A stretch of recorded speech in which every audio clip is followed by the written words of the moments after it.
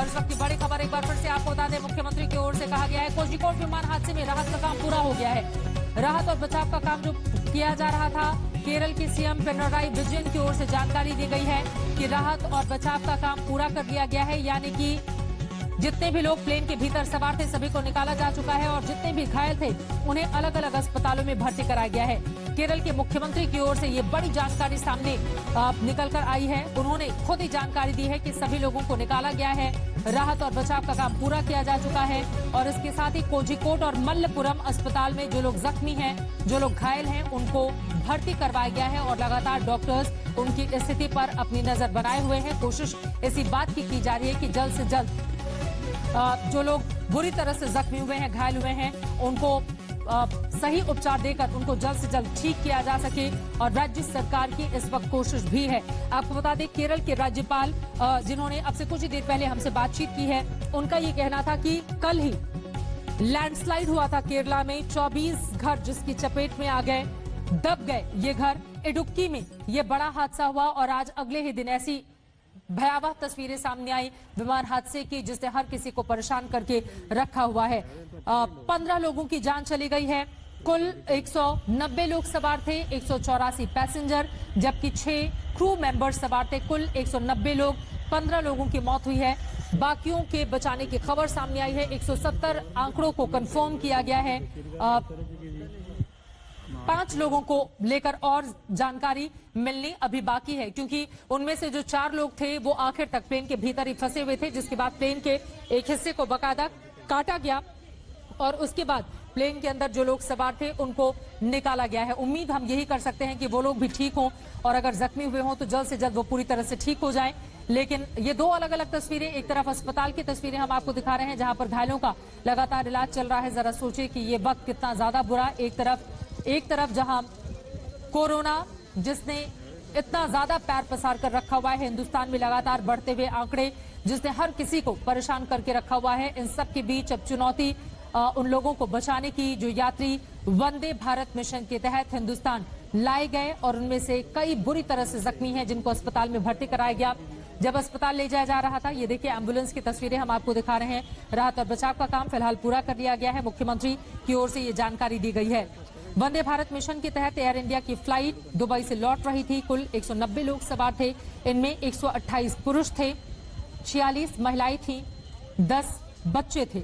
जो जानकारी निकली है, हादसे में जान गंवाने वाले पायलट का नाम कैप्टन दीपक वसंत साठे बताया जा रहा है। और ये देखिए हादसा कैसे हुआ, हम आपको इस एनिमेशन के जरिए बताने की कोशिश कर रहे हैं। छोटा रनवे, विमान लैंड कर जाता है और तभी फिसलते हुए जब ब्रेक लगाने की बारी आती है उस समय कामयाबी पायलट को नहीं मिल पाती और फिसलते हुए आगे 35 फीट गहरी खाई में ये गिर जाता है। 2 हिस्सों में, 2 टुकड़ों में ये विमान बढ़ जाता है।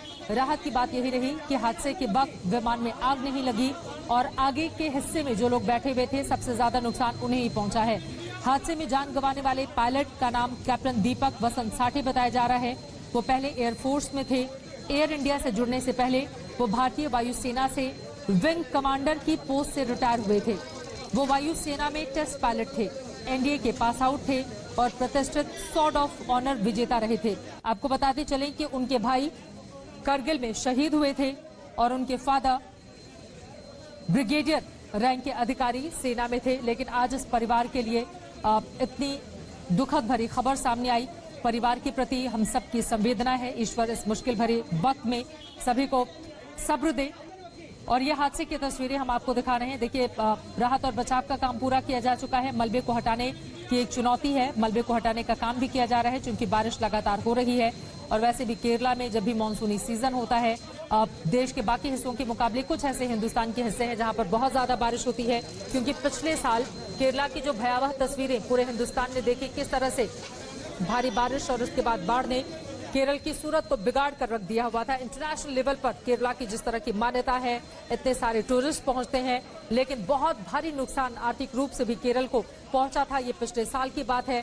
कल की हम बात करें तो कल इडुक्की, केरला का एक हिस्सा इडुक्की, जहां पर लैंडस्लाइड हो गया जिसमें 24 घर लैंडस्लाइड की चपेट में आ गए। और आज इस तरह का हादसा केरल के कोझिकोड एयरपोर्ट पर, मलबे की तस्वीरें हम आपको दिखा रहे हैं। ये फ्रंट यानी कि जो कॉकपिट है वो किस तरह से क्षतिग्रस्त हुआ है उसकी तस्वीरें आपके सामने हैं। आपको बता दें हादसा कैसे हुआ, हर किसी के ज़हन में ये सवाल है।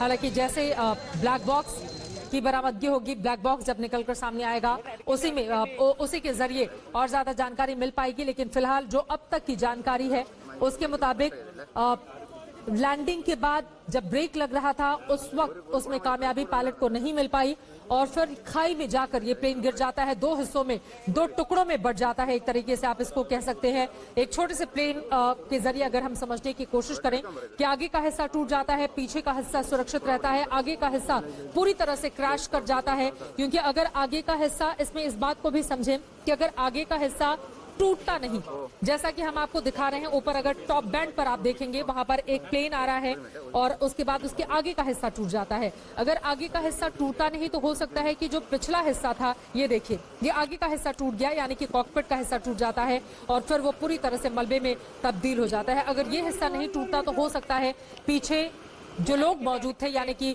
170 जो यात्री, उनको भी बड़ा नुकसान हो सकता था। लेकिन फिलहाल 170 यात्री अलग अलग अस्पतालों में जो पैसेंजर थे उन सभी को भर्ती कराया गया है, जो मुख्यमंत्री की ओर से खुद ही जानकारी दी गई है। तेज बारिश लगातार केरला में हो रही है, आज सुबह से हो रही है। डीजीसीए के मुताबिक विजिबिलिटी 2000 मीटर थी।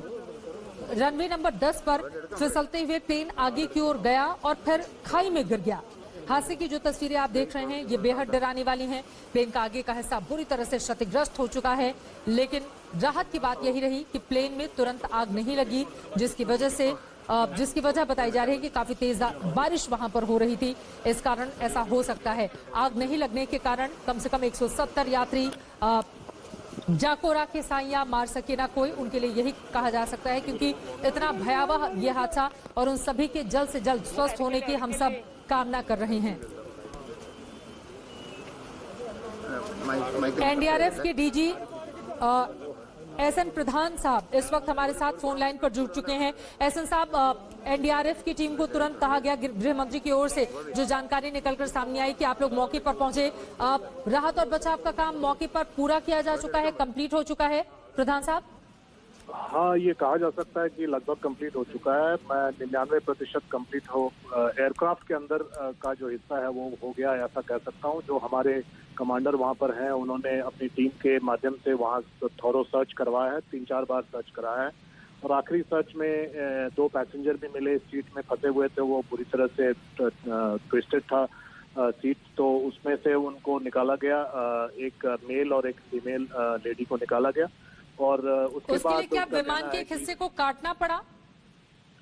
हिस्से को नहीं, सीट्स में थोड़ी सी उसमें कुछ हम लोगों को इंस्ट्रूमेंट यूज करना पड़ा, लेकिन उनको एक्सट्रैक्ट कर लिया गया सक्सेसफुली और होपफुली वो लोग ठीक हो जाएंगे। इंजरीज है, काफी सीरियस इंजरीज हैं, लेकिन वो उनको बाहर निकाल लिया गया है और हॉस्पिटल के लिए रवाना कर दिया गया है। और बाकी उसमें कोई पैसेंजर्स नहीं है ऐसा प्रतीत होता है। उन्होंने कॉन्फिडेंस जाहिर किया कि 99% कोई नहीं होना चाहिए। फिर भी मैंने उनको इंस्ट्रक्शन दिया है कि थॉरोली 1-2 बार और कर लें और साथ में पूरे ग्राउंड का भी उनको मुआयना करना पड़ेगा अच्छी तरह से, क्योंकि वहाँ पर एक गड्ढानुमा इलाका है जहाँ पर प्लेन का पार्ट गिरा है, जिसके चलते इम्पैक्ट हुआ है और वहाँ पानी भरा हुआ है, तो इसलिए उसको भी चेक करना पड़ेगा, तो कहीं ऐसा कोई इंजर्ड ना फंसा हो या कहीं गिरा ना हो, तो वो भी देख रहे हैं वो। और बाकी pre hospital treatment, trauma treatment, वो सारा काम कर रहे हैं और रात भर का काम है, उसमें अभी लगे हुए हैं। मलबे को हटाने में पूरी रात लग जाएगी और इस वक्त भी वहां पर बारिश हो रही है?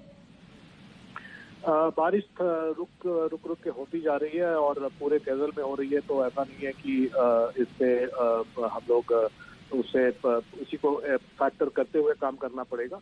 और जहाँ तक हॉस्पिटलाइजेशन का सवाल है, 120-130 लोगों की विवरणी मिल चुकी है जो कि हॉस्पिटलाइज हो चुके हैं और बाकी कुछ लोग हो सकता है फर्स्ट एड करके या बिना इंजरी के चले भी गए हों। कुछ लोगों को अकाउंट फॉर नहीं किया जा पा रहा है, अभी वो अकाउंट फॉर हो रहे हैं। सिविल एविएशन अथॉरिटीज और सीआईएसएफ उसमें लगा हुआ है, तो उसमें हम लोग भी मदद कर रहे हैं, लेकिन ज्यादातर लोग हॉस्पिटलाइज हैं और कुछ लोग पास के शहर मामलापुरम में शिफ्ट कर दिए गए हैं, क्योंकि हॉस्पिटल फैसिलिटीज कोझिकोड में कम पड़ रही थी, तो वहां पर मामलापुरम में भी कुछ लोग गए। मृतकों की संख्या क्या 15 है एसएन प्रधान जी? ऐसा मैंने भी सुना है जो सिविल एविएशन अथॉरिटीज ने बताया, लेकिन हम लोग वो चाहते हैं कि वो सिविल एविएशन अथॉरिटीज ही आधिकारिक रूप से पुष्टि करें तो ज्यादा अच्छा है। हम लोग इतना ही कह सकते हैं एनडीआरएफ की तरफ से कि हम लोगों का ऑपरेशन जारी है और जो लोग हॉस्पिटलाइज हुए हैं उसमें ट्रॉमा इंजरीज काफी ज्यादा हैं। तो लगभग सभी पैसेंजर्स को ट्रॉमा इंजरी इम्पैक्ट लैंडिंग के चलते हुआ है और ट्रॉमा इंजरीज का एक नेचर होता है कि वो बाहर से समझ में नहीं आता कि कुछ हुआ है, लेकिन अंदर काफी डैमेज भी हो सकता है। ब्रेन इंजरी हो सकती है, हैमरेज हो सकता है, चेस्ट इंजरी हो सकती है। तो इसलिए मेडिकल असेसमेंट की जरूरत है, उसमें समय लगेगा। हो सकता है रात भर जो है असेसमेंट होता रहे और सुबह ही पता चले कि आखिर कितनी इंजरीज हुई हैं, कितनी कैजुअलिटीज हुई हैं। सर, एक और जानकारी मैं आपसे चाहूंगी। आपने कहा कि रनवे से जब आगे की ओर बढ़ता है तो एक हिस्से में गड्ढा है बिल्कुल आगे की ओर जाने पर, वहां पर ये प्लेन जाता है और फिर दो हिस्सों में, दो टुकड़ों में तब्दील हो जाता है। वो खाई है, 35 फीट गहरी खाई बताया जा रहा है।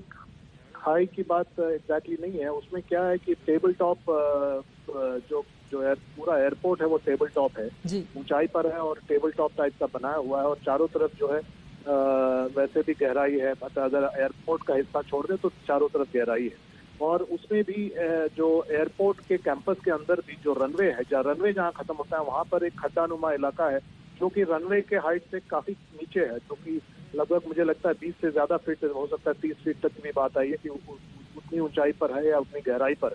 तो वो जो वहां पर जब गिरता है एयरक्राफ्ट का पार्ट, तो नेचुरली वो इम्पैक्ट स्पीड में आता हुआ एक एयरक्राफ्ट इम्पैक्ट गड्ढे में, गाड़ी के गड्ढे में गिरने के नुमा और बहुत बड़ा खाई जैसा गड्ढा हो उसमें गिरे तो वो इम्पैक्ट निश्चित रूप से काफी ज्यादा होना है और वही हुआ है और जिसके चलते दो पार्ट में, दो हिस्से में बट गया है। पानी ज्यादा भरा होने के कारण जब ये प्लेन लैंडिंग कर चुका था, आगे की ओर बढ़ रहा था, ब्रेक लगाते समय ये हादसा हो गया, वो आगे की ओर चला गया, खाई में गिर गया। आगे की ओर चला गया क्योंकि ऑब्वियसली लैंडिंग का जो कंट्रोल होता है वो जो भी कारण हो, तकनीकी कारण हो, लेकिन लैंडिंग का जो कंट्रोल होता है या ब्रेकिंग मैकेनिज्म होता है वो कहीं ना कहीं थोड़ा सा कुछ असर उसका उतना नहीं हो पाया जितना अपेक्षाकृत होना चाहिए और इसलिए वो ओवरशूट कर गया रनवे को, जिसका कैलकुलेशन शायद पायलट ने नहीं किया होगा। तो एग्जैक्ट कारण, तकनीकी कारण क्या है वो तो जब ब्लैक बॉक्स में रिकॉर्डिंग सुना जाएगा या सारी चीजों को जांच किया जाएगा तभी पता चलेगा। लेकिन अभी फिलहाल ऐसा प्रतीत होता है कि जो दूरी वो एयरक्राफ्ट पार करके आया था दुबई से, तो उसके बाद फ्यूल बहुत ज्यादा नहीं होगा और 2-3 अटेम्प्ट के बाद उनको लैंड करने की जरूरत पड़ी होगी फ्यूल की कमी के चलते और उसके बाद ये हादसा हुआ। बहुत शुक्रिया एसएन प्रधान जी, डीजी एनडीआरएफ के, जिन्होंने महत्वपूर्ण जानकारी हमें दी है। उन्होंने कहा है कि जिस हिस्से में यह हादसा हुआ है उसको खाई नहीं कहा जा सकता है, लेकिन वो गहरा गड्ढा था, 20 फीट से ज्यादा हो सकता है। वहां पर दो टुकड़ों में तब्दील हो जाती है ये फ्लाइट और उसके बाद आगे का हिस्सा बुरी तरह से क्षतिग्रस्त हो जाता है, जिसकी तस्वीरें भी आप देख रहे हैं। एनडीआरएफ की टीम लगातार मौके पर मौजूद है। राहत और बचाव का जो काम था फिलहाल उसको पूरा किया जा चुका है, यानी कि इस प्लेन के भीतर जो लोग मौजूद थे सभी को निकाला जा चुका है और अब मलबे को हटाने का काम जारी है।